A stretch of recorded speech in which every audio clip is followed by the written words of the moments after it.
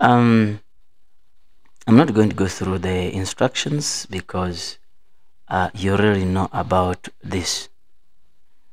The first question is saying that compound with the hydroxyl group. When you talk about hydroxyl group, we are talking about compounds like, so if you look at this, you'll see that is sodium and it's sodium and hydroxide. It's the hydroxyl they are talking about. So in this regard, what are they looking at? They are looking at a hydroxyl group, meaning that it is as its functional group. So in this case, this and this both they react. So they are looking at, this is a carboxylic acid. This is an alcohol, while this is an aldehyde. So the answer is this. Why? Because when you break this, it forms CH2, and then this is the hydroxyl they are talking about. So that's the answer. Then we go to the next question. They're saying that which one of the following compound represents the first member of ketones? First member of ketones, it means that it is supposed to form, remember ketones are able to form from 3. Why? Because it needs a carbon which is in the middle. So in this case, the first member of keton must be having 3 carbon atoms. So we come here, it's 1 carbon atom, 1 carbon atom, 1, 2, 3, so 3 carbon atoms. So meaning that C becomes the answer. So let me know if you are not getting clear, so that I can answer it immediately before I go to the next question. They are saying that which one of the following compounds have or has the highest boiling point? The highest boiling point is going to be experienced in a compound which has the highest number of carbon atoms, because if you look at this, it is the same homologous series. So it's 1, it's 2, it's 1. Is this a branch? No, because of this is CH2. Yeah, so it's not a branch. So it's 1, it's 2, it's 3. Actually, it's 1, it's 2, then times 4, or plus 4, meaning that it's 6. And then this one, 1, 2, 3, 4. Yes, 1, 2, 3, 4, 5. So it means that the answer is going to be the answer here is going to be the one which has the 6, because this one has 6 while this one has 5. So the answer becomes B. Then we go to the next question.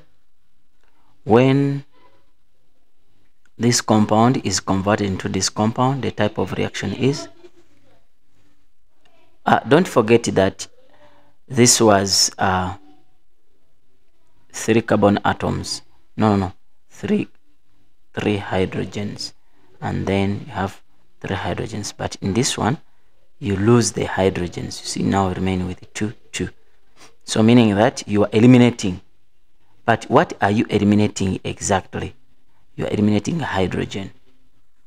So if you're eliminating hydrogen, then it means that the answer is going to be D 1.4.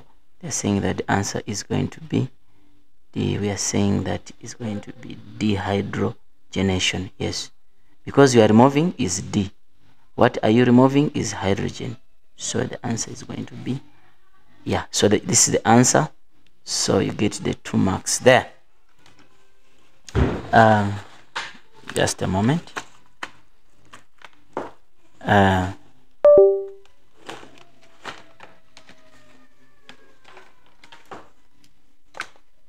Just a few seconds. Yeah, I think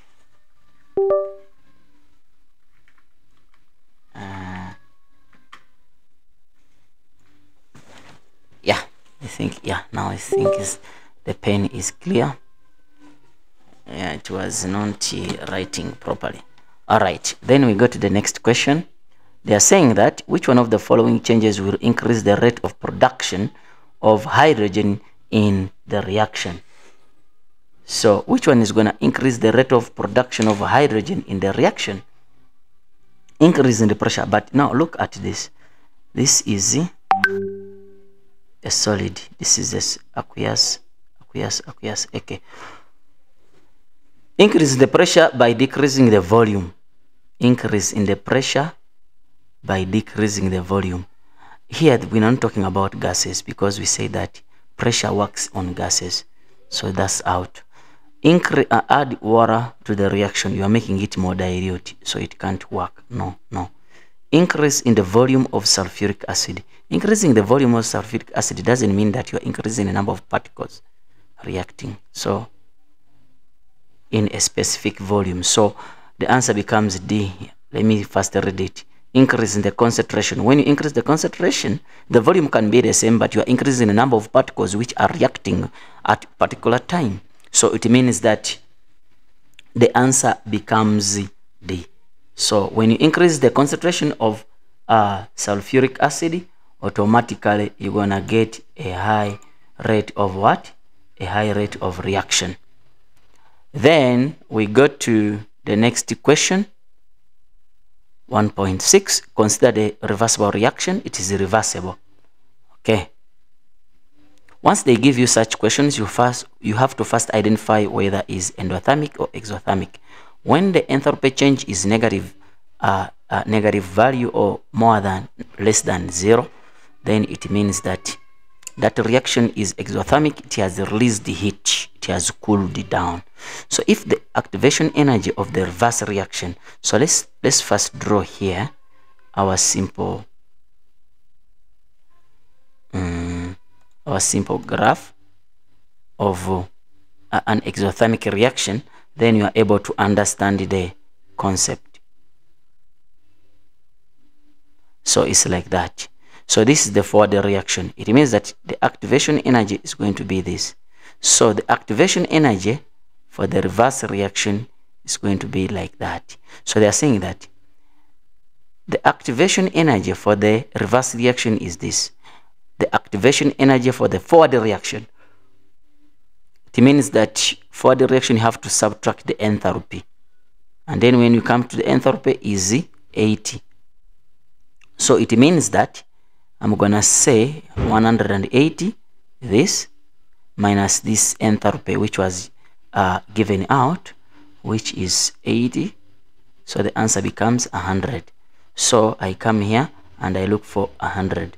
So the answer becomes, yeah. Then we go to the next question, 1.7. Consider a gas phase equilibrium system represented by the following equation. So if it is represented by the following equation, they're saying that which one of the following change will decrease the equilibrium around amount of water. So if you come here you'll say that decrease in the volume of container at constant temperature. No, this is the enthalpy change is greater than 0. It means that is an endothermic reaction. So the endothermic reaction is favored by the enthalpy change is greater than 0. So if it is greater than 0, it means that which one of the following will decrease the equilibrium amount of water? It will decrease this. So since it is an endothermic reaction, it is favored by increasing in temperature. So if you increase the temperature, it's going to favor the forward reaction. So when it favors the forward reaction, yes, forward reaction, it means that the amount of water is going to be decreased. So that's why they're saying that which one of the following changes will decrease the equilibrium, will decrease the equilibrium amount of water. You see? So it means that decrease the volume, no adding oxygen, no catalyst. So the answer becomes D. Why? When you increase temperature, you're favoring the further reaction and more water is going to be used. Then we go to the next one. They're saying that the following equilibrium constant expression is given in the for the hypothetical reaction. This is the hypothetical reaction. So what are they saying? Don't forget that these are products and then these are reactants. So now I need to see this on the right side. So let's go XYZ, XYZ, X. So this one becomes no, because they're not saying XYZ, XYZ.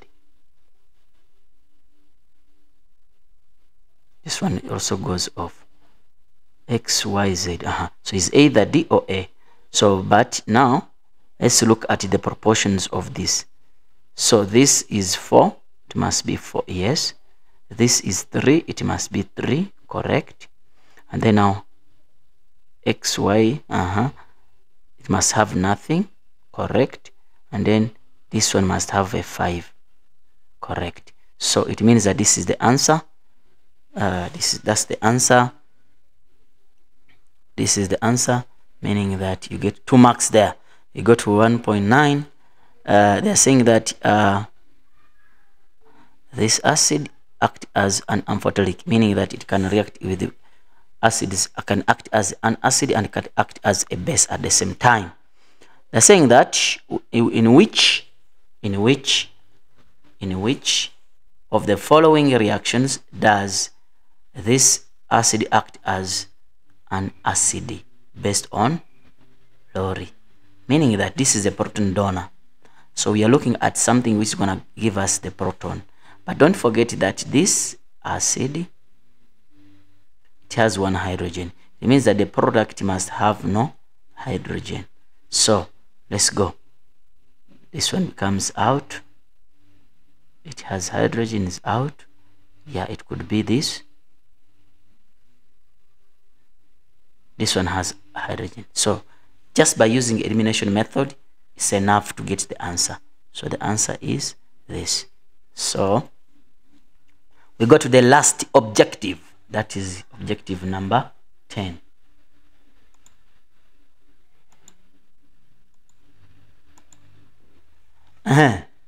Objective number 10, they are saying that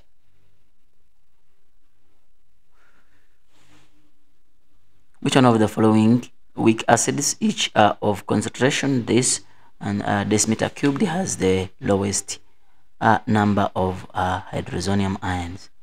So if you are talking about the lowest number of hydrozonium ion, which one?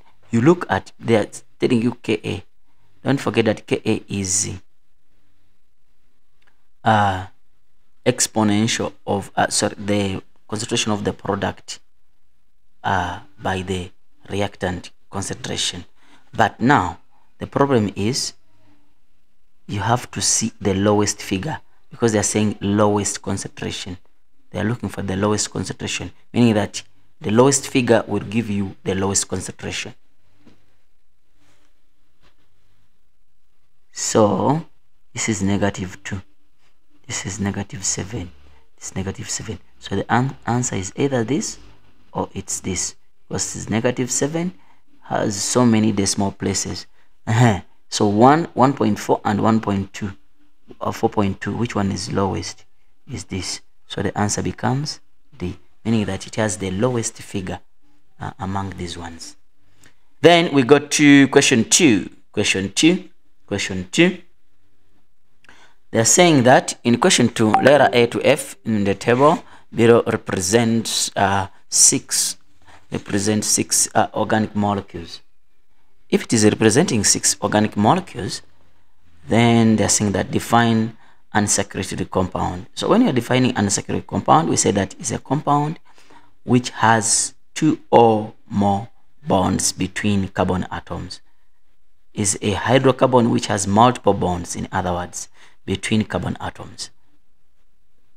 Yes.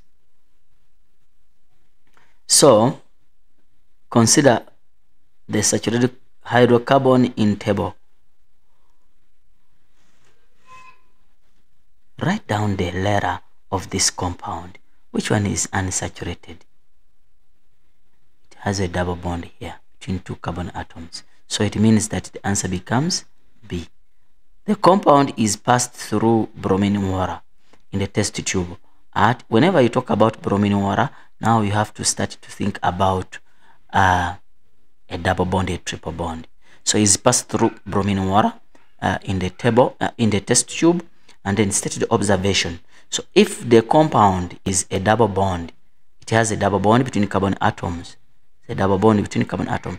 The bond is gonna break so that bromine can come here and bromine can come here. Don't forget that bromine is a red liquid. So once you pass through a compound which is unsaturated, this color of red is going to become colorless. It means that bromine is going to become colorless. So they're saying that the IPAC name of B. Where is B? So they're looking for the IPAC name of B. So you have to know how to name these things. Yes, let's be fast a bit. So it's 1, 1, 2, 3, 4, 5, 6. So it's 6, but the functional group is here. So 1, 2, 3, 4, 5, 6. So it means that it's going to become hexane. Hex. But now it's going to become hex. How will it become hex? It has a double bond. Therefore, the bond is on common atom number 1. Therefore, it's going to become 1 dash in hex. Yes, but now I have a side group here and a side group here. It's on carbon atom 1, 2, 2, 3, 4. It's on carbon atom number 2 and carbon atom number 4. So it's going to become, yes, 2, 4. Since both of them are methyls, I'm going to say di, then methyl hexane. Yeah, so that's how it's supposed to be written. Then they're saying that compound as structure formula of compound E. Where is E? Pentanal. This one is simple. Remember, it doesn't have any. So penta is 5. 1, 2, 3, 4, 5. But they are saying pentanal, meaning that's an aldehyde. So I have a hydrogen there, and I have a double bond there, oxygen. Then the remaining one, you put the hydrogens. Don't forget that you're supposed to put the hydrogens there. Don't leave them hanging the way I'm leaving them. So that's how it's supposed to be. Then they are saying that name the functional group. If you have any comment, let me know so that I can help you with that question you are having, or the question which is disturbing you. Name the functional group of compound E. When you come to compound E, they're asking for the functional group. Name the functional group of compound E. So let's go back and we find compound E. Oh, compound E, what is it? Compound E is an aldehyde, but aldehyde is not the functional group. Aldehyde is the homologous series it belongs to. So the functional group is 4-mile. 4-mile is a 4-mile group. It has a 4-mile group. Then homologous series to which functional group? Isomer D. Yes, homologous series. This is the carboxylic acid. So they are looking for the homologous series of the isomer of the carboxylic acid, because they are saying functional isomer, meaning that it's going to become ester. Yeah, because carboxylic acid goes with ester. So far my marks are promising. Toridi, thank you. Yeah, Toridi is saying that the marks is promising. Thank you. Yeah, let's go to the next question. They're saying that compound A is an alkane. Let's go back to compound A. Compound A is an alkane. All right. How many carbon atoms does it have? It's 1, 2, 3, 4, 5, 6, 7, 8. meaning that is an octane. All right. They're saying that what is the general formula of alkanes? Alkanes, they have a general formula.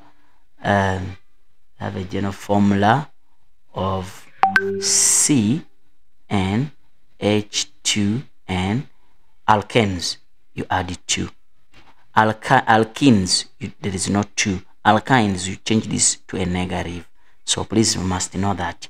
They are saying that the molecular formula or formulae for the two products obtained during the complete combustion. Guys, I have been saying this several times that whenever you talk about combustion of a hydrocarbon, the product is water and carbon dioxide, because they said complete combustion. If it was not complete, so the answer is water and carbon dioxide. If it was not complete, then you can talk about carbon monoxide, but here is complete combustion. So you write water, and also you can add and carbon dioxide. Whether use the formula or they say molecular formula, there is no words. They're saying the molecular formula of for 2. So here you can't use words, so you're supposed to use what? You're supposed to use only symbols. Think if you use the symbols, then it means that is wrong, because they said the molecular formula. So you say H2O, H2O, and then carbon dioxide. Yes.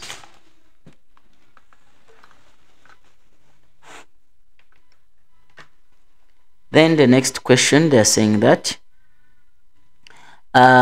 define a compound C. Let's go back and see what is compound C. Compound C, okay, yes. Compound C, yeah, is a haloalkane. It means that it has a haloalkane attached. Yes. So they are saying that compound C is a haloalkane. Primary, they are saying primary haloalkane. Define primary haloalkane. When you talk about primary haloalkane, it's the same way you define primary alcohol, but in this case, instead of saying that the OH group or the hydroxyl group is attached to carbon atom with the one carbon atom bonded, meaning that here you talk about the halogen. So the halogen is bonded to a carbon atom that is bonded to another carbon atom, meaning that if you look at this, it is C, yes, and then it's supposed to have OH, that is for alcohol, ne? Okay, I've written it in the reverse way, but it's the same, ne? I've written it in the reverse way, but it is the same. Here you say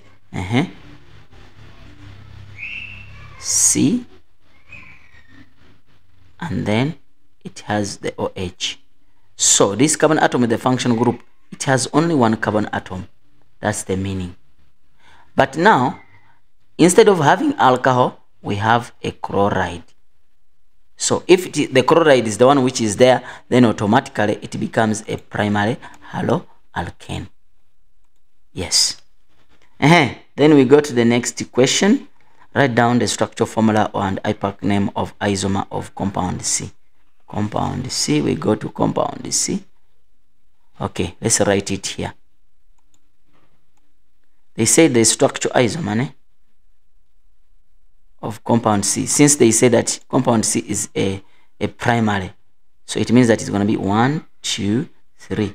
And then I have a chloride here. Yeah. Then hydrogens on the other parts, just like that. So the answer here is going to be, the structure. You put hydrogens everywhere, and then it's going to be 2-chloropropane. So that's the answer, 2-chloropropane.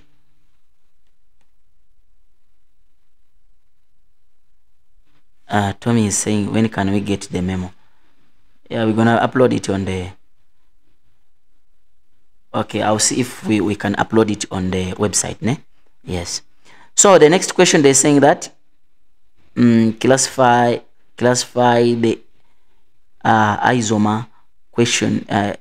So classify the isomer in question 2.52 chain position or functional. So when it's chain, it means that the chain which is changing. Position, it means that the functional group is changing the position. And then if functional, it means that it's changing the functional group. So in this case, it is the halogen which is changing from the straight to from the first carbon atom to the second carbon atom. Therefore, it becomes a position isomer. Yes, it becomes the position isomer. Yes, let's go to the next question, which is talking about the calculations. A chemical analysis of compound F shows that it has the following percentage composition. Okay, let's go and find out what is F. Based on this, F is like this. So if F is like that, saying that F is C, yeah, C, N, H2N, O. Yeah. So if it's like that, they're saying that use the calculation to determine the value of X. So what is the percentage of X? So in this regard, it means that since this is percentage, if you add this plus this plus this, it must give you 100 percent. Guys, such questions, they have different ways how you can undergo it, and then you get the answer. Yes, but based on what I see, there are two ways you can. There are more than three, but there are two ways you can do the calculations and you get the answer. Yes. How? Because when I add these two, these three, you get 100. So it means that when I subtract this, it means that the remaining balance when I add, it must be this. So it means that I'm gonna say 100 minus 12.5. It gives me, when you calculate on a calculator, 87.5. So this 87.5 is going to be for these two gentlemen. But these two gentlemen, they say that this is carbon. And the carbon, so carbon is equal to 12. And then this one is hydrogen. And the hydrogen is equal to what? Hydrogen is equal to 1. So it means that when I bring my carbon, which is, let me say 12, which is 12N, yes, let me make it in terms of ratio to hydrogen. Hydrogen is what? Hydrogen is 1, but there are 2 of them, so times 2, but N. This answer, when I add them, they must give me 87.5. They must give me that. So how will I get to know this? So what I can do, when I reduce this, divide by 2 so that I can get 411, divide by 2. So I'm going to have 1N, 6N, 2, 1. So now, when I use this, if I use this, let me see if I am able to get the number of X. So I'm going to say, yes, the total is 7. Remember, the mole ratio is not mole ratio, the ratio is 7. So now when I divide 6 divided by 7 times, because I'm looking for X, this one for carbon, times 87.5. So the answer I get here is gonna be 75%. That's how you can calculate it. Or we have different ways how we can calculate this. but you have to be able to get 75%. Whatever method you have used, at least 75% must be there. Then we go to the next question. This is haloalkanes.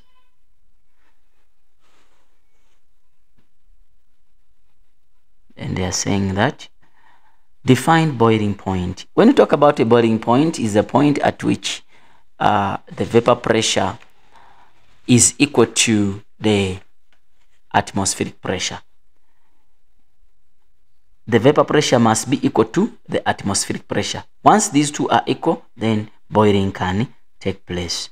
Then write down the formula of two haloalkanes that are most dangerous at. They are most dangerous at 25 degrees. It means that their boiling point is too low compared to 25 degrees. Meaning that you don't just play with it at 25 degrees. So you come here and look at the one which has the lowest negatives. So the first answer will go to, this one has negative 24. So the answer is going to be this, and it's going to be this. But this is not the answer. They are saying the compound. Yes. So the answer is going to be chloromethane, and then also chlorofluoromethane. But let's go back to the question. They are saying write down the formula. They want the formula. They're not looking for the names. So chloromethane is carbon, is, you have carbon and then CH3. That's how it's written, chloromethane. And then chloro or fluoro. Yes. So the answer is this and this. So because they are looking for the formula of these two, we have identified this one and this one. Describe the trend. Describe the trend in the boiling point illustrated table to explain this trend. So they're asking you, what is the trend? What is the trend? So in this case, here they said give a reason for your answer. The answer here is because, but I said it, they are the gases already. They are gases at room temperature. Yes. So describe the trend. Describe the trend in the boiling point. Explain the trend. Table 2. Table 2 is here. The trend in table 2. So what is happening here with the trend? Why is it like this? Because if you see here, the boiling point increases. But what is so unique about this? Check here. Check the mass here. Check the mass here. Check the mass here. Check the mass here. 2 oxygens. You see that the mass is increasing as you are moving down. So, and then what if the mass is increasing, then automatically the intermolecular forces are also going to increase. Yes. So in this case, what you can say that as the strength of intermolecular forces of attraction increases, the boiling point also increases. Yeah. So why are you saying like that? Yeah, because of the increase in what? Increase in the mass. But not only that, if you check on this is a carboxylic acid, this is a alcohol, this is an aldehyde, and then this is a haloalkane. This one has which type of intermolecular force? This is dipole, this is dipole. This is hydrogen bond. Hydrogen bond is stronger than dipole, meaning that the boiling point is going to increase. Yes, but this is dipole, but this one has a higher mass. Then now this one is dipole and hydrogen bond, meaning that it's going to have the highest boiling point. Then we go to, so you have to talk about those dipole forces. Then they're saying that explain the difference in the boiling point. Okay, we are done with that. Yes. Explain the difference in the boiling point of tetrachloromethane and the intermolecular forces of attraction and the energy. Boiling point of chloromethane and tetrachloromethane. So here the difference is in the two masses. This one has a higher mass and this one has a lower mass. Let's come back here. They're saying this and this. You understand? So why is the boiling point here higher than the boiling point here? So meaning that the dipole forces which are existing there, they bring about the high they bring about the high amount of heat to break those intermolecular forces of attraction. So those intermolecular forces of attraction to occur, meaning that you have to require a high amount of heat. Yes. Then they're saying that state two factors that should be kept constant. When you're talking about factors that must be kept constant, is kept constant in this investigation. If you look at it, the number of carbon atom must be the same. You understand? Yes. And then the type of halogen must also be the same, because check, halogen is chloride. So they kept the type of chloride, because you cannot say chloride and then fluoride and then we mix, then we won't understand what caused the other. So chloride must be kept constant, or the type of halogen, and also the number of carbon atoms, so that you can get a better picture. Define vapor pressure. Vapor pressure is the pressure at equilibrium, or the vapor pressure at which the vapor exerts at equilibrium. Yes. And then this equilibrium must be with the liquid, but something must be added there, because if it is not added, you lose all the marks in a closed system. So vapor exerted by the pressure exerted by the vapor at equilibrium with its liquid in a closed system. So if that is not there in a closed system, vapor, and then at equilibrium, you won't get a mark, because we call this one or nothing law. You get all the marks or you get nothing, because it is a definition. So guys, please don't play around with the definitions. If it requires you to cram, go to the paper when you know at least those definitions.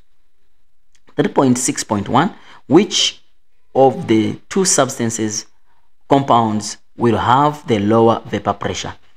Table 2, which of the two substances? Okay, you have the methanol and the methanoic acid. Obviously it's going to be methane. let's go and see methanol. And why? Yes, you see it's methanol. Why? Because this one only has hydrogen bonds, while this one has hydrogen bonds and the dipole forces. Hence it will have a high amount. So this one has the lowest boiling point.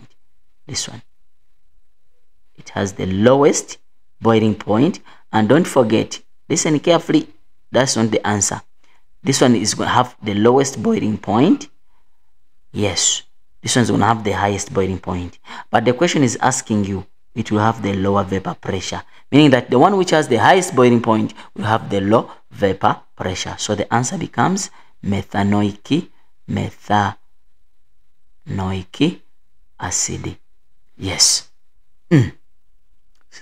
Which two? Okay, explain your answer, because it has the highest boiling point and due to the intermolecular forces of attraction, that is dipole forces and hydrogen bond, while this one only has hydrogen bonds.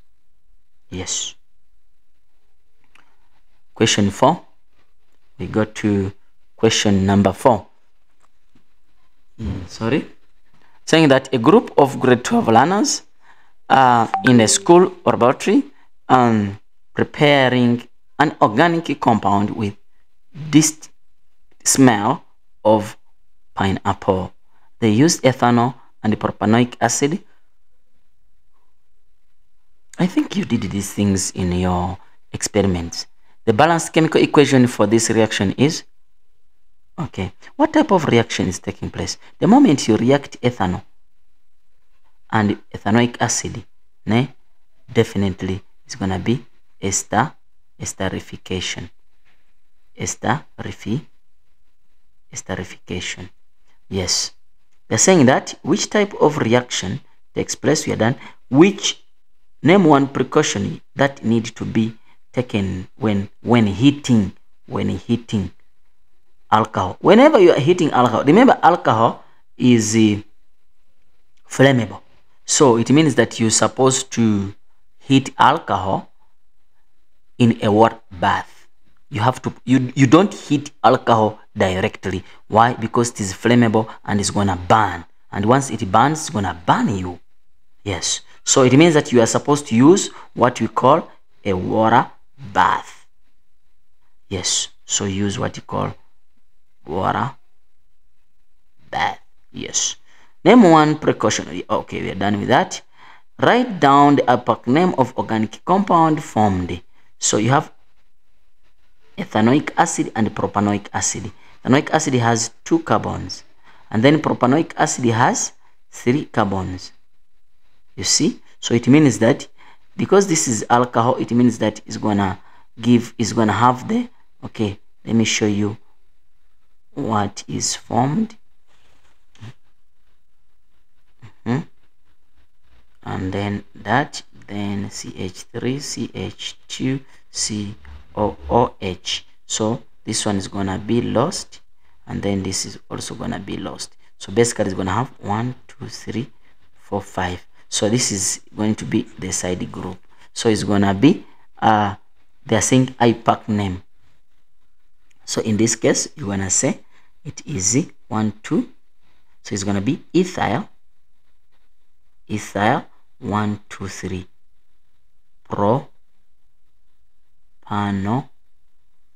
propanoate.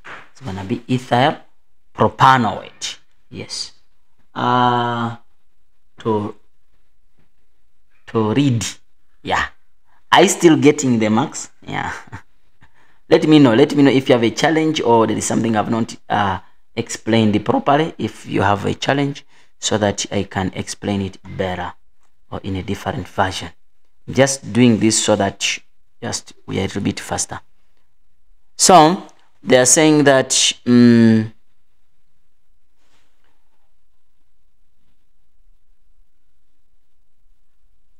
the question is here. It's not okay. Right, when 50 grams of impure ethanol fully react with excess propanoic acid, it produces 68.88 grams of this. Calculate the percentage purity of ethanol. Percentage purity. So when they are saying percentage purity, what comes into your mind is you have the last point must be mass. So whatever you do, the last point must be you are supposed to calculate the mass. And then after that, you are able to put it into percentage. Let's see what you are supposed to do.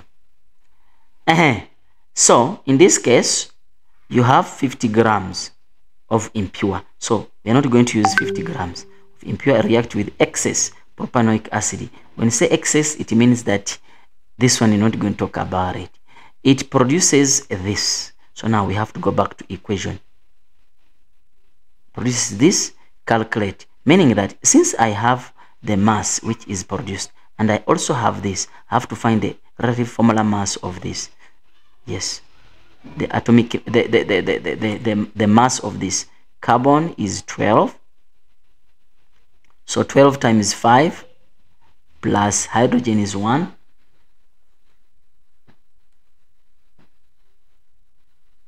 Oh, sorry, you made a mistake.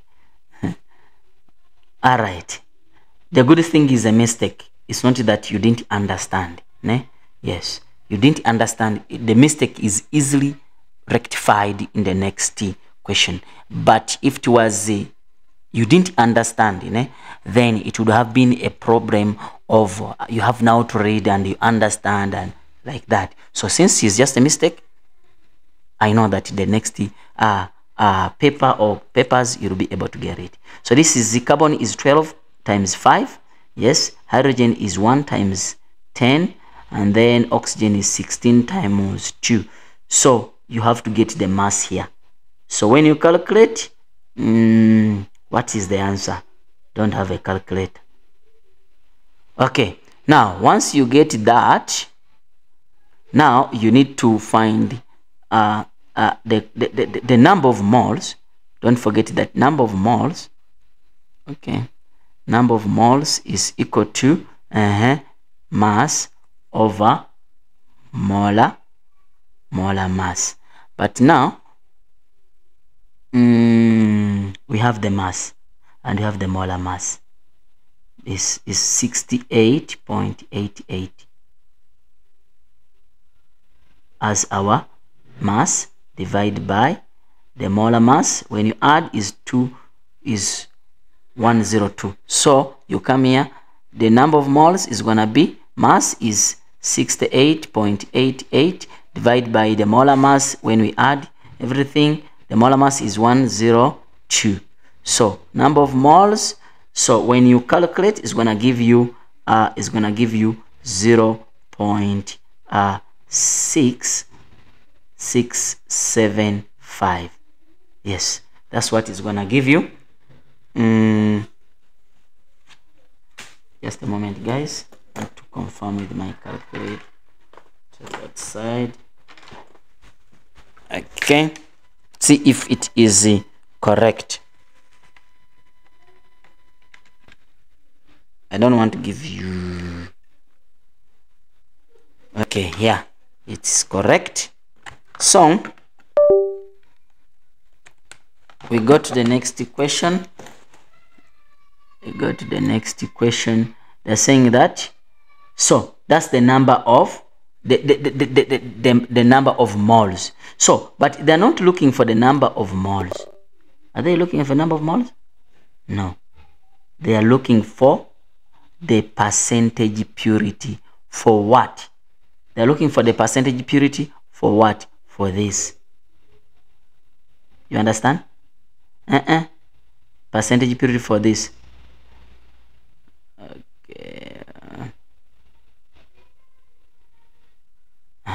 So let me just clear up here.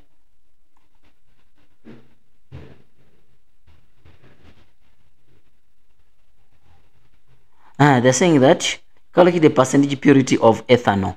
So now, since we are looking for the percentage purity of ethanol, so let's go find out the molar ratio. Percentage purity of ethanol. The molar ratio of this to ethanol is 1:1, meaning that those are the same number of moles ethanol is gonna use. You understand? Those are the same number of moles ethanol is going to use. So it means that I come back here and I say that molar ratio, the molar ratio is 1:1. Ethanol to the other one is 1:1. So it means that now I can calculate the mass. Don't forget the number of moles, yes, is equal to mass over molar mass. Yes. So now, do I have the number of moles? Yes. Do I have the molar mass of ethanol? I can calculate it. You have to calculate it. Ethanol is like this.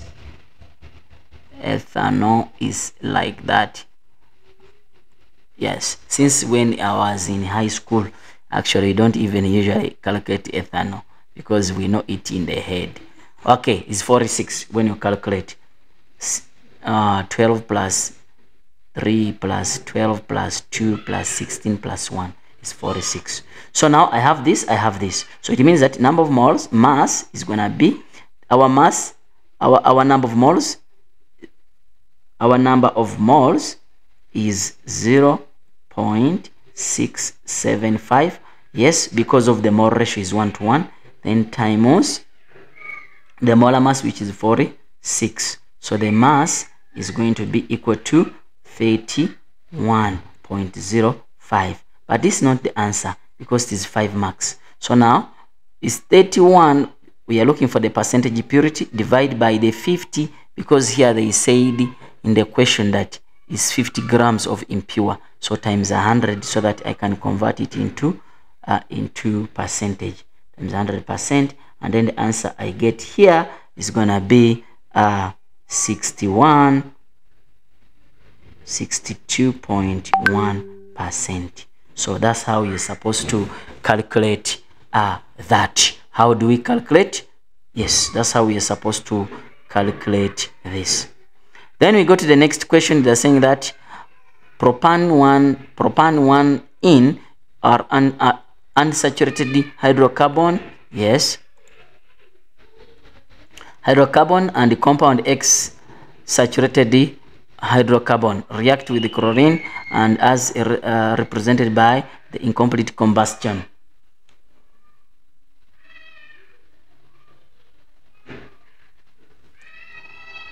Oh, they are saying that we'll have more classes concerning about this, yes, during the holiday period. So keep yourself on Thunder Educ or M.Saidi. Yes. So it will either be shoot on M.Saidi channel or Thunder Educ. Alright. We are saying that reaction 1 is propan 1 in plus chlorine. When you do this, this is basically chlorination, yes, because you are adding chlorine where there is a double bond. They're saying, what type of reaction, elimination, addition, or substitution takes place in reaction 1 and 2? Reaction 1 and 2, this is because we're adding a chlorine, so it's additional reaction. So the answer becomes addition reaction. Then they are saying that write down the structure formula and the name of the product in a reaction 1. Because this one, look, this one is going to form, remember it is 1, 2, 3. It has a double bond there. So what happens? This double bond breaks and then one chlorine will come there and another chlorine will come there. So basically the structure formula is going to be like this.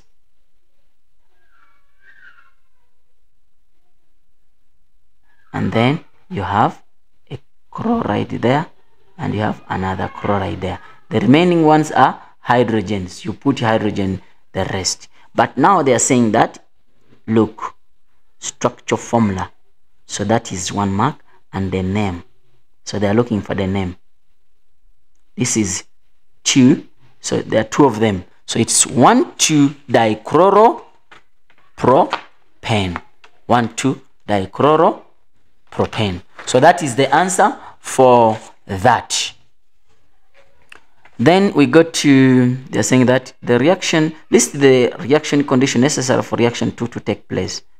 Reaction 2, this plus this. Since this one, it has no double bond, so it will require some bit of heat. So we put it in the sun. So basically, you can say, you can heat it, or you can say, put it in light. Yes. When you go to the university, you do these reactions. It's called a radical. It undergo what you call a radical mechanism. Yes, radical mechanism. Maybe I will be your teacher still in the university teaching you the same concepts. Anyway, we are saying that, guys, don't forget to like and subscribe and also share. If you have any question, drop it so that I can answer it immediately. They are saying that write down the IPAC name of compound X. Compound X. Compound X. Oh, here. The compound X. Unsaturated. They're saying that unsaturated hydrocarbon react with the chlorine. So, write down Okay, meaning that since it is unsaturated, yes, and I'm gonna add the chlorine there, it means that it's gonna be 1, because check what it is formed. I'm just looking at what is formed. Butane, 2-chlorobutane, meaning that it was just butane, nothing, because it is saturated. So the answer here is gonna be butane, because here they said 2-chlorobutane, meaning that the hydrogen were replaced with the chlorine, and then it becomes 2-chlorobutane. Yes. Then they are saying that write down the name and the formula of compound Y, because now it lost the hydrogen and another chlorine is only one chloride. Check. Yeah, they are not saying dichloro, no. It means that the other one is going to be hydrogen reacting with the chlorine, but they are saying write down the name and the formula. Okay, so the formula is that the name is you can say that is hydrogen chloride or hydrochloric acid. Yes, we prefer saying hydrogen chloride, but is hydrochloric acid or hydrogen chloride, because the same. When it is in a liquid form, we call it hydrochloric acid. When it is the gaseous form, we call it hydrogen chloride. Then they are saying that consider the reaction. Consider the organic compound of 2-chlorobutane. This compound can either undergo elimination or substitution reaction in this presence of strong base, and such as sodium hydroxide. Strong base and concentrated. Okay, which reaction is preferably take place when 2-chlorobutane is heated in presence of concentrated sodium hydroxide and alcohol? Write down substitution or elimination. So what is going to happen? So in this case, what is going to happen is this compound is going to be removed. It's going to form a double bond somewhere, where they're using a double bond somewhere. So it means that the answer for this is going to be elimination. You cannot form a double bond from a saturated compound to an unsaturated compound unless you eliminate something. I think I'm clear there. So because we are eliminating, then automatically you form, we call it, you form a double bond. Hence the answer is elimination, because of the formation of the what? Of the double bond. They're saying that write down the APAC name of major product formed in question 4.3.1. Major product. Oh, so now in this case, 4.3.1, write down the APAC name. So in this case, because it was butane born here, so it's gonna be 1, 2, 3, 4. So it means that the double bond is supposed to be here, and then they're saying that write down the APAC name. So the remaining ones are hydrogens. Guys, don't forget that this is not what they want. They want the APAC name. So it's gonna be 2 in. So 1, 2, 3, 4. So it's gonna be but 2 in. But don't forget that when you say but dash 2 dash in. Yes. So that's what is supposed to be there. Use the structure formulae, if there are many, to write down the balanced equation for the reaction that takes place between 2-chlorobutane reacts with the dilute hydrochloric acid, dilute sodium hydroxide. The moment it's dilute sodium hydroxide or in presence of water, then it means that the reaction is going to be hydration. The reaction is going to be what? Hydration. So now in this case, I'm gonna have they're saying that structure formula. So it's gonna be 1, 2, 3, 4, and then they said 2-chloro Yes, so it means that it's gonna be like that. Yes, then in plus sodium hydroxide, because they say the sodium hydroxide.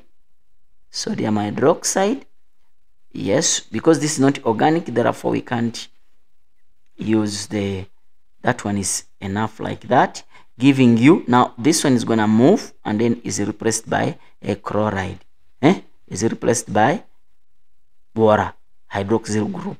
So it's gonna be 1 2 3 4 OH there. And then now this sodium is going to react with the chloride. Then it's going to become, guys, don't forget to put the bonds. Don't forget that this one is in carbon in group 4. So it's supposed to have maximum 4 bonds. So this sodium is going to react with the chloride, which is released there. So it forms sodium chloride. So basically, that's what they wanted you to. So plus that, that's what they wanted you to. How many marks are this? I think it's 1 mark, 1 mark, 1 mark, and 1 mark there. Yes.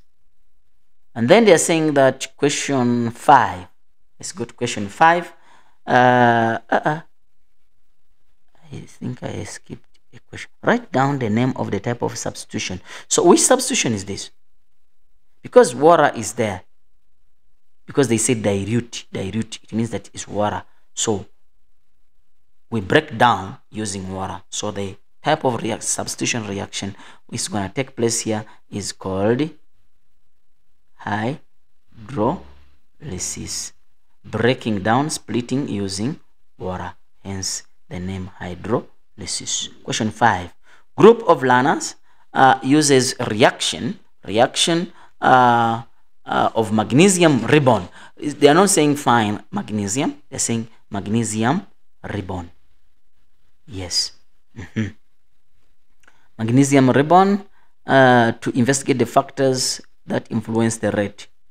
The balance equation for this reaction is they are saying that hydrogen gas produced in the reaction collected. Okay, yes.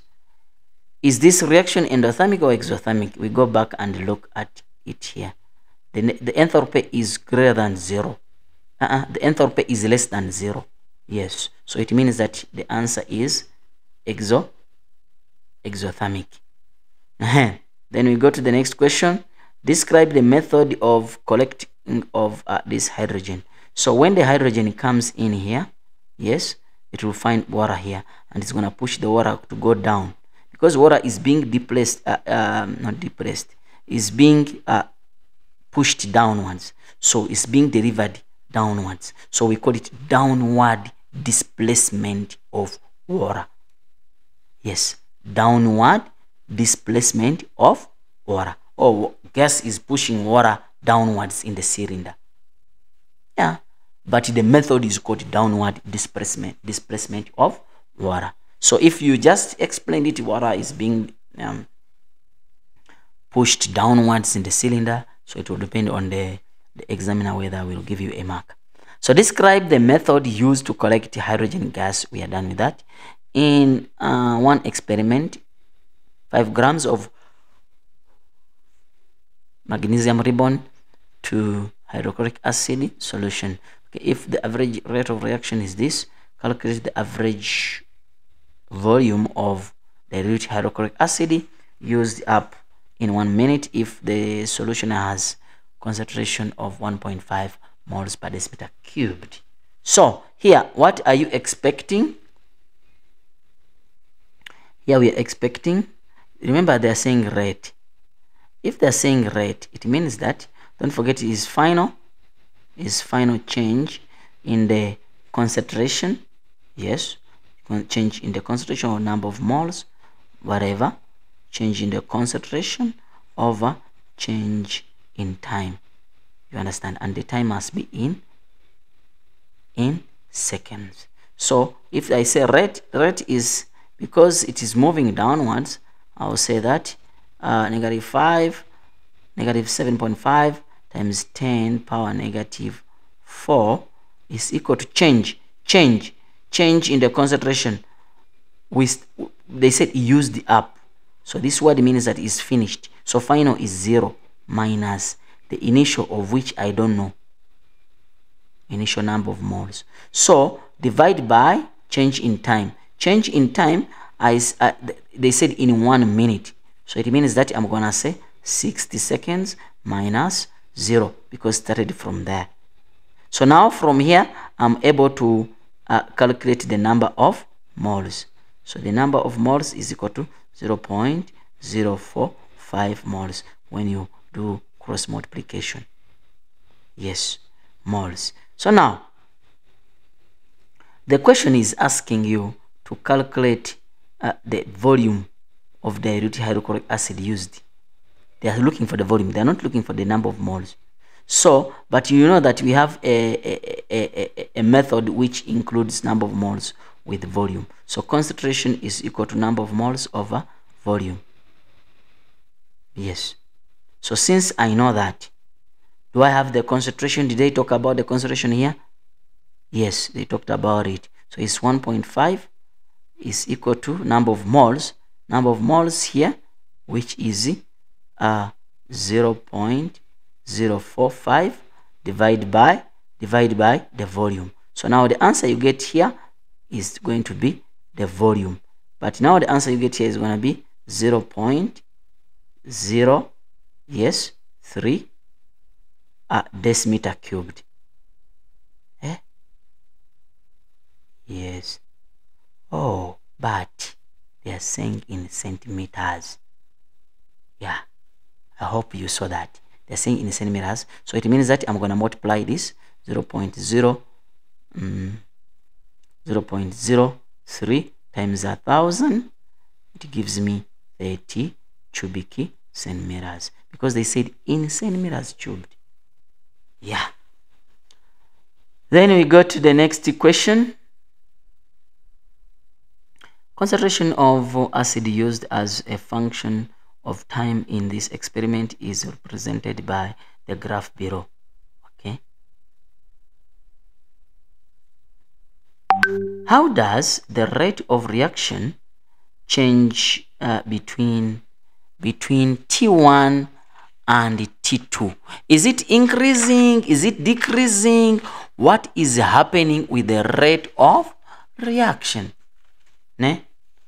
So, check guys here. There is something which you need to understand here. Ne? Please don't rush to write. This is not rate. This is the concentration. Understand? So, if the concentration of the reactant is decreasing, it means that the rate of reaction is happening. Therefore, the rate of reaction increases. Yes, because this is the concentration, guys. They are not saying that this is a rate.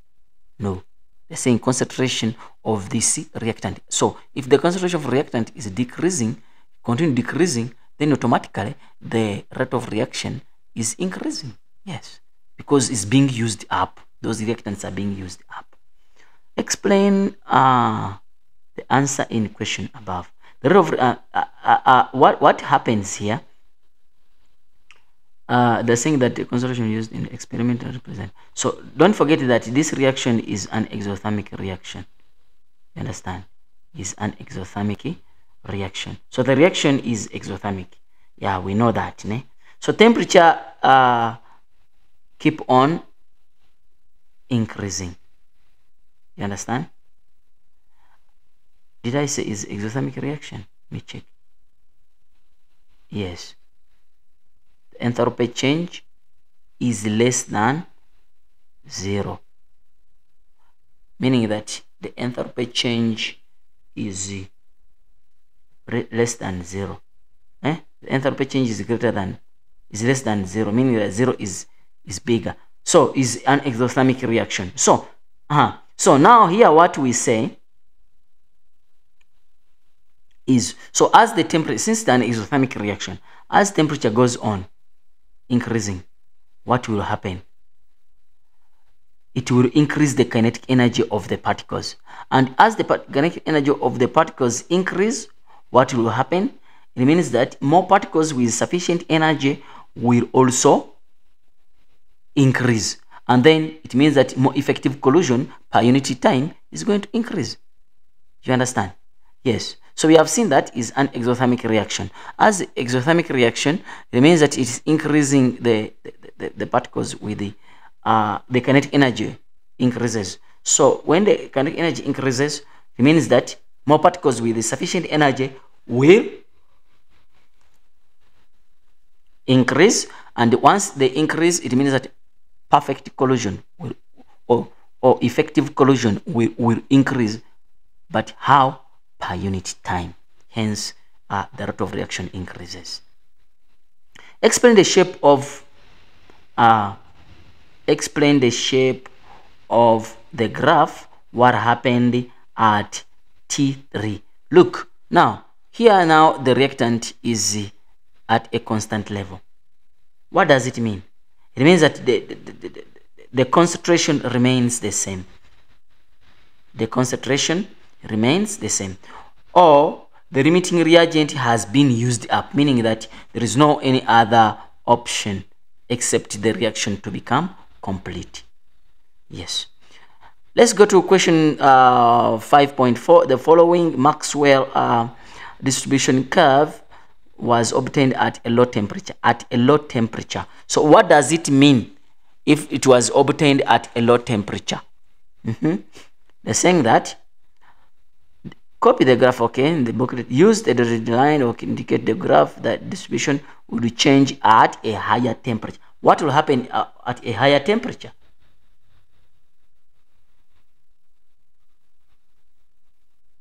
You're saying that I'm supposed to use, I think you're supposed to use the concentration 5.3.3. I'm supposed to use the concentration.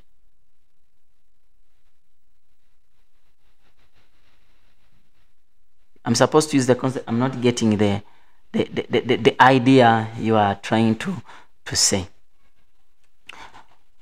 We are saying that in this case, yes, I'm supposed to use the concentration. Oh, that I'm supposed to use the concentration. Yes. How? Here, when you're saying that, remember they are saying that, why is this one, the rate of reaction is increasing? You see, it's dropping, né? But the concentration is being used up. So why? Why is it decreasing up? It's because what happens here is the rate is increasing. How does this rate increasing? Yes. So because if you are talking about the concentration is being, remember that the particles are reacting, so the concentration is going down. Once the concentration is going down, it means that the rate is gonna start to drop. But now in this case, the rate is not dropping down. What is happening? The rate is increasing. In other words, you understand? What causes now this? What causes this is because this reaction is exothermic. Because it's exothermic, then it causes these particles to increase the kinetic energy.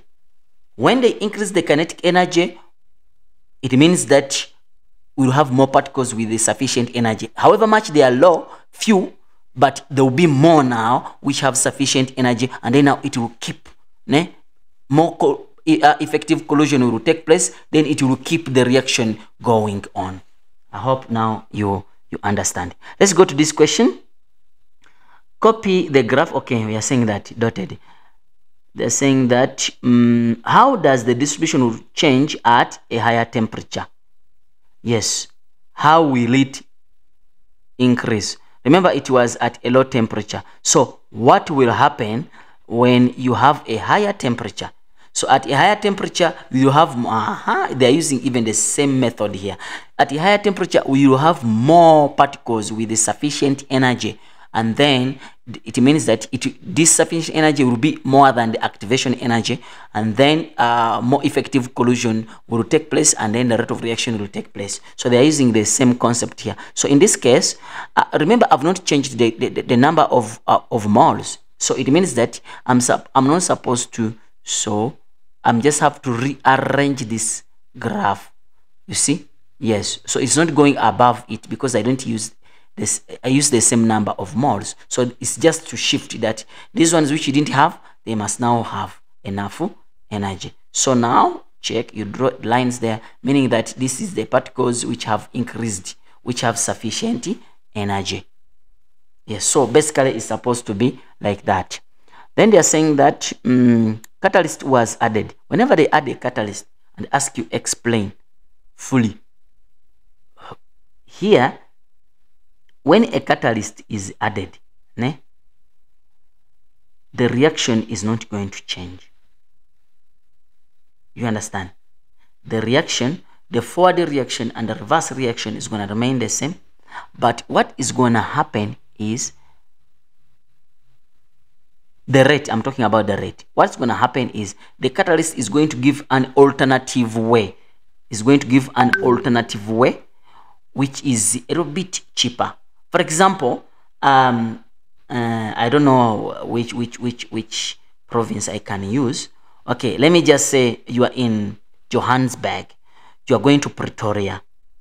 There is Istimela, ne?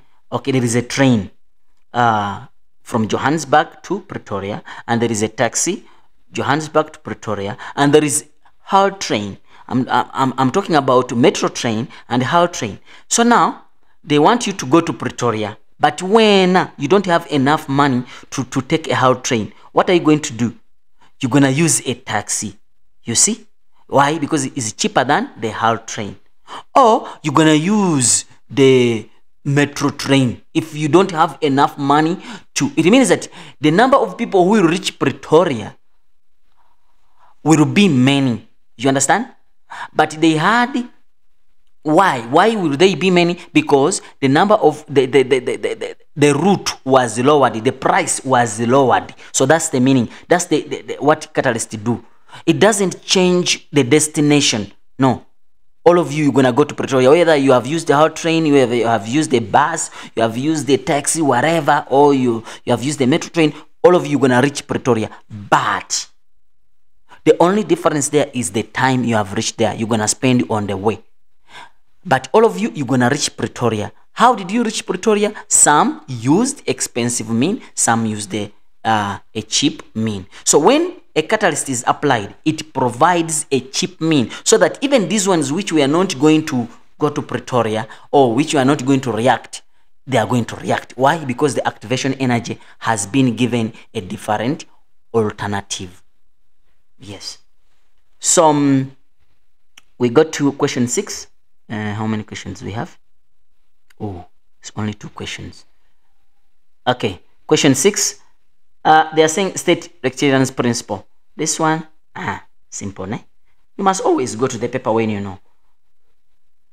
When the equilibrium is in when an equilibrium in a closed system is established, yes, or this equilibrium is disturbed. Let me just say disturbed. The system will reinstate the new equilibrium by favoring the reaction that will oppose the disturbance, or it will oppose the stress.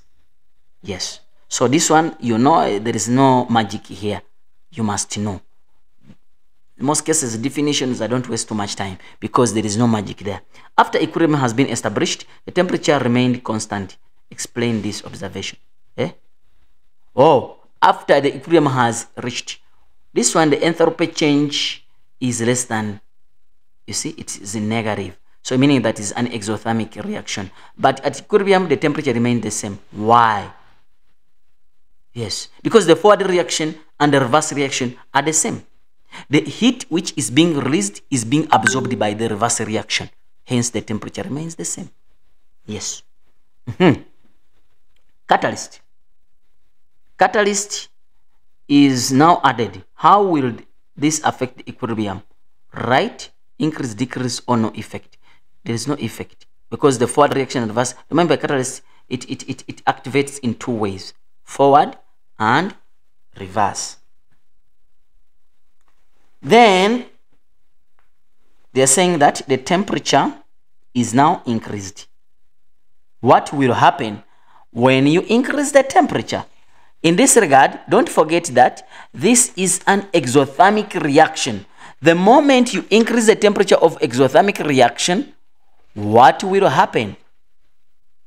Yes. So the concentration, definitely,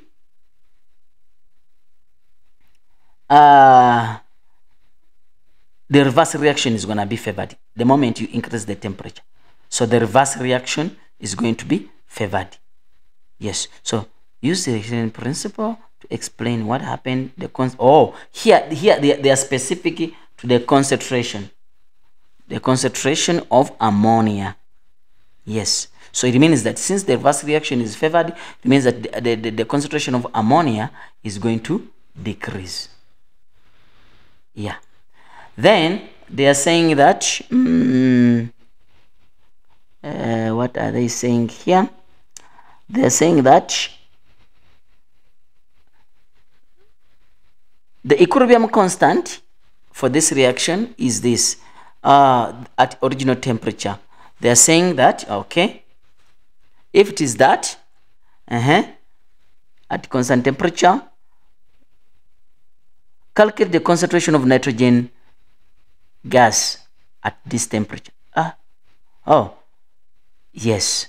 So in this case is simple, because now you have the equation, whereby the equation is this: ammonia on top divided by this, so to the exponents of the, yes. So what you do is to say Kc is equal to the ammonia, and then is exponential of 2, yes, divided by nitrogen, concentration of nitrogen, and the concentration of what?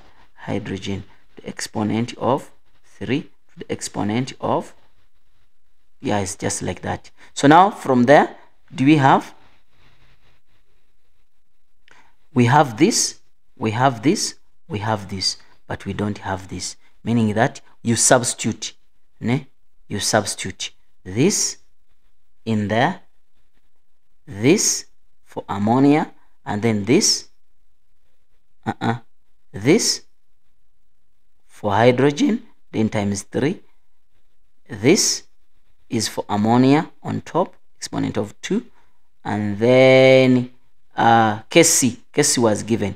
Kc is this, so Kc is there, and then after that you find nitrogen. So when you calculate, when you substitute, yeah, it must give you an answer of 3.86 moles. Yes. Yeah, moles per decimeter cubed. Yeah, moles per decimeter cubed. Now they're asking you, let's go to the next question. So we are done with this. Calculate the concentration of nitrogen gas at equilibrium. So they're saying that calculate the initial nitrogen gas that was used. Initial nitrogen gas that was used.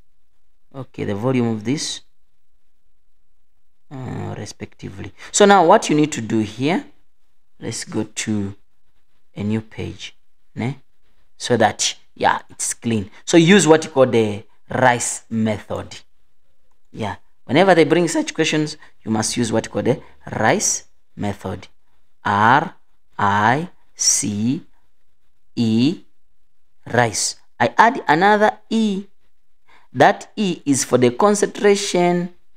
Yes.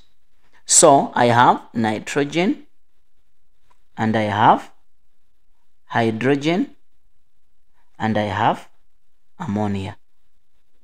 But now nitrogen, if you check here, nitrogen is 1 mole.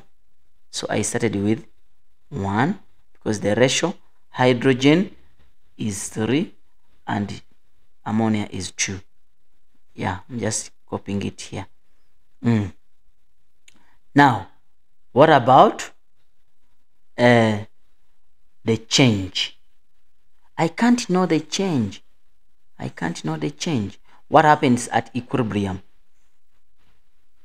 But don't forget, at equilibrium we use number of moles. But in this question, they are not saying this is number of moles. They are saying decimeter cubed. moles per decimeter cubed, meaning that I have to divide with this.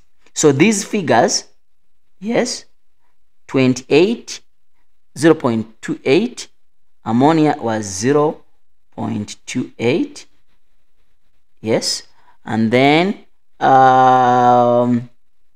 hydrogen is 0.16, hydrogen is 0.16, nitrogen is, what did we calculate, is 3.86, 3.86. But now this is the concentration, but I want to find the number of moles for this so that I know what happened at equilibrium. Concentration at equilibrium. So now I divide by 0.5. Why? Because the concentration here, the volume is 0.5. So I divide 0.5, 0.5. So here I'm gonna get, when I divide, okay, when you divide this and this, what happens? I'm gonna get 0.14. When I divide this with this, yes, I'm gonna get 0.08. When I divide this with this, I'm gonna get 0.3 divided by a half. It's gonna be 1.93. Yes. So now this is what was used. No, that what number of moles at equilibrium. So now we are just calculating in a reverse way. So now this, obviously, if this is what is at equilibrium, number of moles, it means that that's what is used, because it's a product. That's what is being produced actually, 1.4. You understand? And then now, what about this one? Yes. So if I have this as this, let's go to the mole ratio and we find out.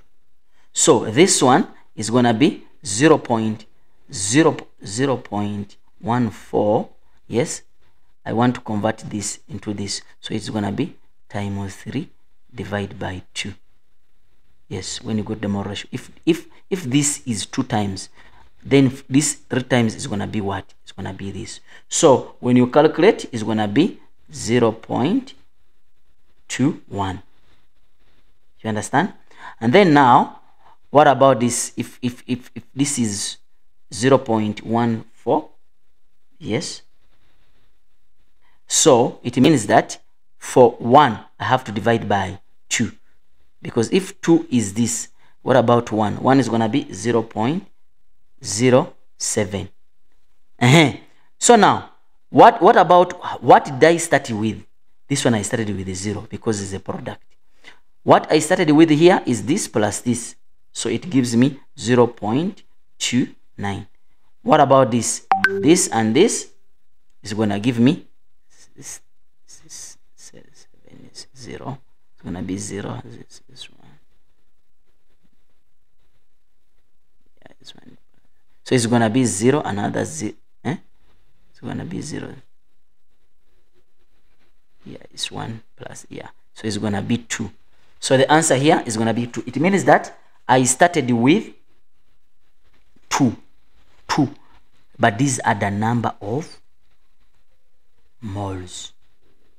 These are the number of moles. But they want the mass.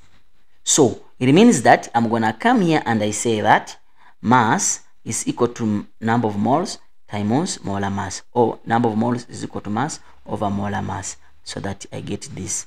So mass is going to be number of moles, which is 2 times molar mass. Molar mass of ammonia. Is it ammonia?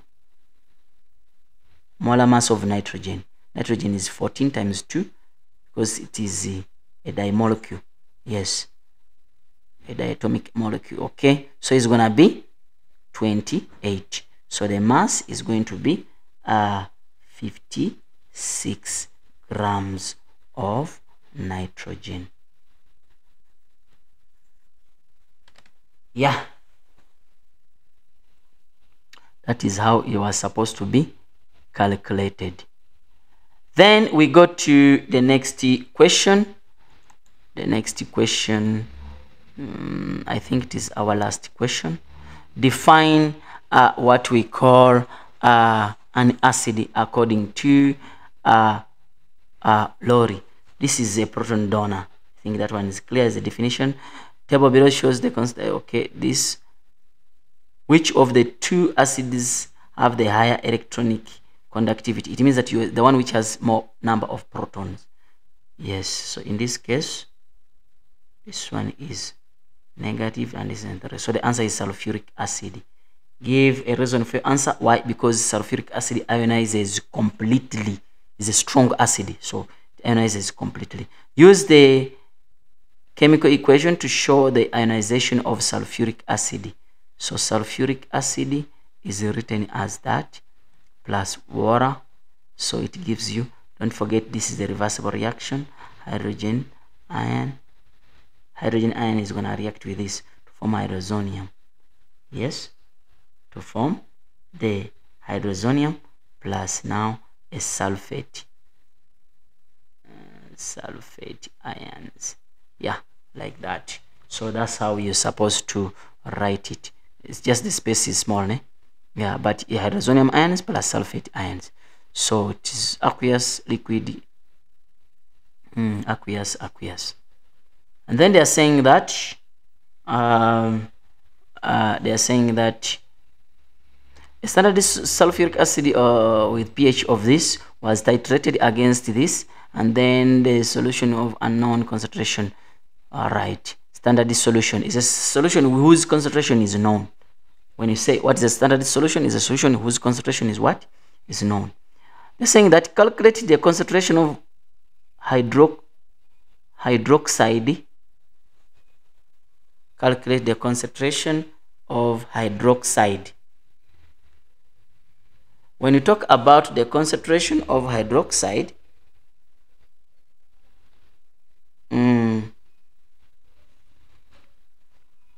sodium hydroxide.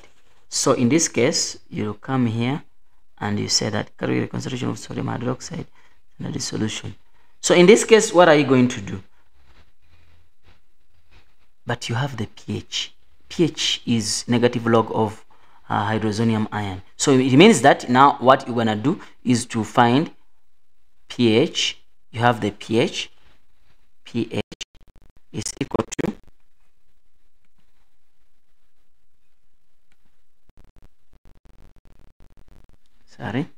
pH is equal to pH negative log. I think it's acting now.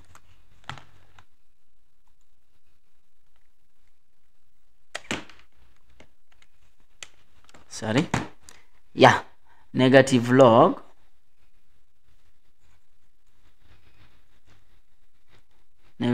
of hydrozonium ion. Yes, so basically, so now I have this, yes, pH. So it means that I'm gonna say pH is equal to the negative antilog of this.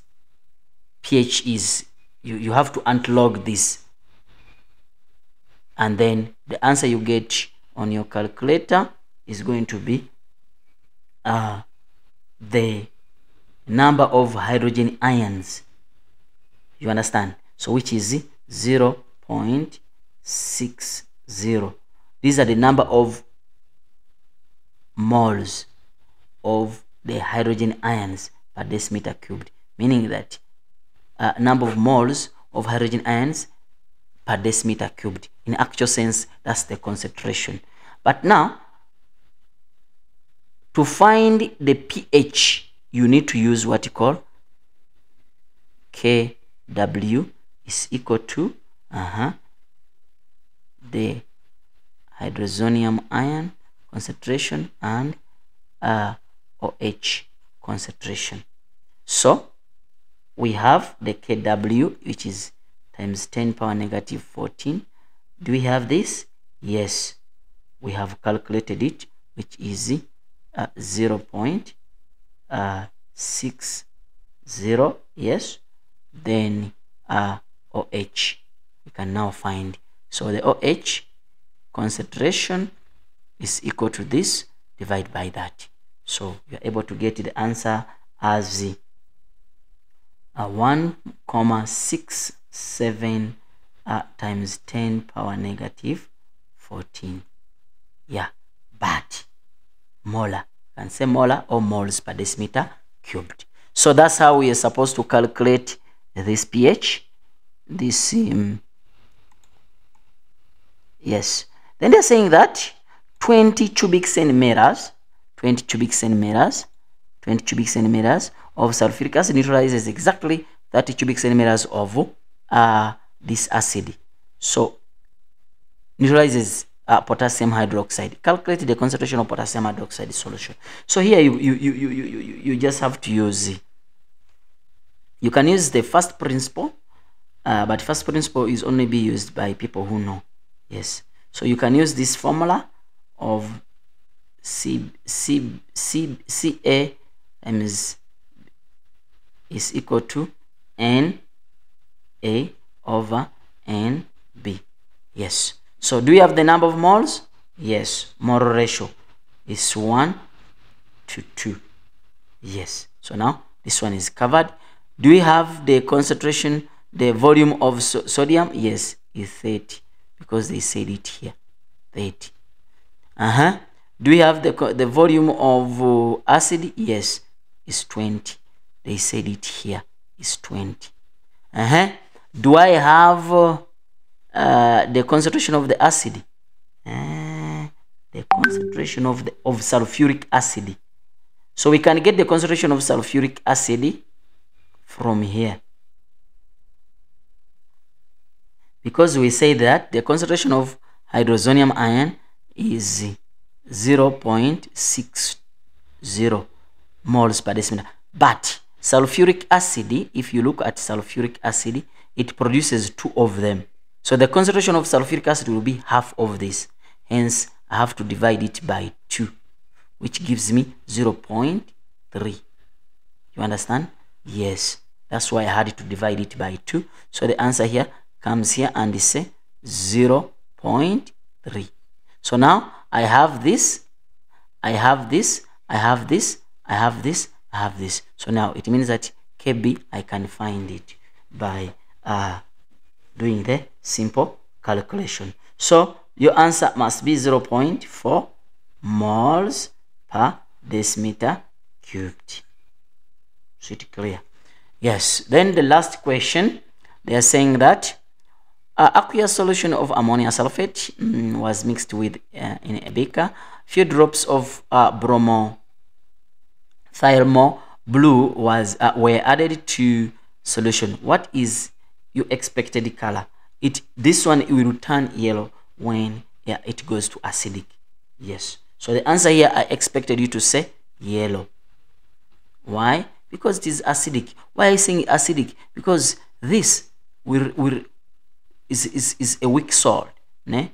Ammonia sulfate mixed with a few drops. It is gonna ionize in water, and then it forms the hydrozonium ion, and then it becomes a weak salt. Did I say weak salt? Yeah, it becomes a weak solution. Yes. So what happens? Explain your answer. By using hydrolysis reaction. Okay. So ammonia ion, yes, plus H2O. It means that it is dissolved when this one ionizes. Yes, it's gonna ionize, and then you're gonna form ammonia gas plus hydrozonium ion, and because of this, it's gonna cause it to become just a weak acid. Yeah, I think, and because of that, this one is gonna turn yellow. That's why here we are saying it's going to turn yellow. Yeah, guys, thank you very much for today's class. I think that was the paper, and the paper was not that too much bad. I would say it like that. It was a few questions which were just a little bit tricky, but at least it was favorable to most of you. Yes, it was favorable to most of you. Don't forget to like, to subscribe, and share to others so that you don't miss out our daily new videos. If you are looking for a distinction, the distinction is here on this channel. So it's only one job, is to subscribe. Subscribing is for mahala. All right, it has been M.Saidi taking you for this session. So I will come back when we are trying to discuss more questions about chemical equilibrium, acids and bases, and then also questions concerning about cells, the electrolytic cells and the electrochemical